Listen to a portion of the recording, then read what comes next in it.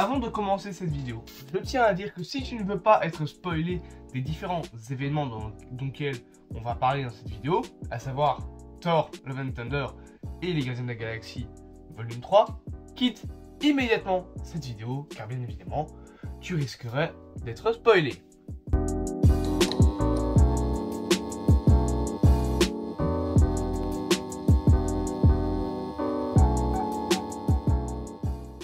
Quel serait l'avenir de Thor dans le MCU après Thor Love and Thunder?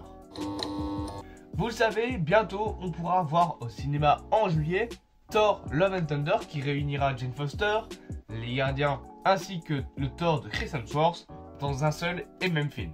Mais après ce dernier, on peut se poser des questions quant à l'avenir de Thor, que ce soit le Thor de Chris Hemsworth ou le Mighty Thor de Jane Foster. Parce que oui, je rappelle que dans ce film, on verra apparaître Almighty Thor, la version fille de Thor qui est interprétée entre guillemets par Jane Foster.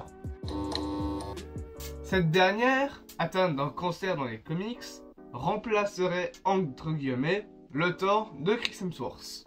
Mais avant de dire que on ne verrait plus le Thor de Chris Hemsworth, il faut rappeler que l'acteur a dit lui-même que son personnage ne serait pas fini, ne serait pas parti après Thor Love and Thunder.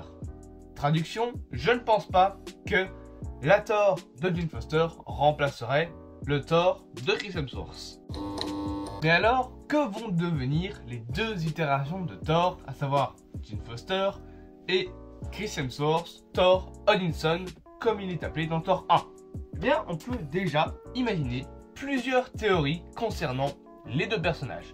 Premièrement, on peut imaginer que Thor de Jane Foster serait la nouvelle Thor des Avengers et que le Thor de Chris Hemsworth mourrait soit dans Thor Love and Thunder, soit dans Les Gardiens de la Galaxie volume 3. Car après la fin de Endgame, il est quasi sûr que les Gardiens et Thor soient tous les deux en crossover dans leurs films respectifs. Les Gardiens, maintenant c'est officiel, ils seront dans Thor Love and Thunder. On peut imaginer que Thor de Chris Hemsworth sera dans les Gardiens de la Galaxie volume 3.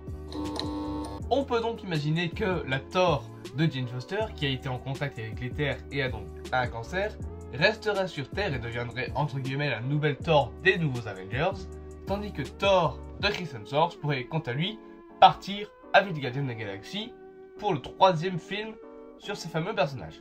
Et du coup, Thor pourrait possiblement devenir un ravageur.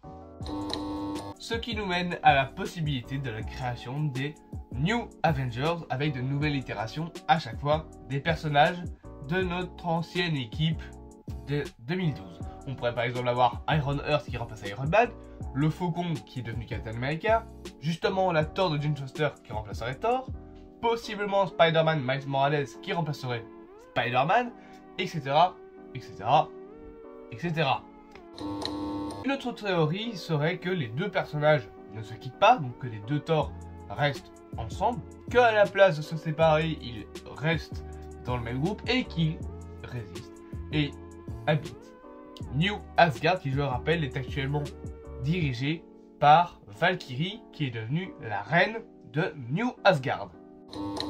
Encore une fois, une autre théorie serait la disparition du Thor de Chris Hemsworth, mais je ne suis pas vraiment sûr déjà que Chris Hemsworth soit actuellement chaud pour disparaître, parce qu'il a dit dans plusieurs interviews que pour lui son personnage n'était pas fini, mais il est possible que avec les changements qu'entreprend Marvel, la disparition de Captain America, la disparition d'Iron Man, et bien tout simplement on commence à voir de nouveaux héros et avoir des changements et ne plus avoir les héros des trois premières phases.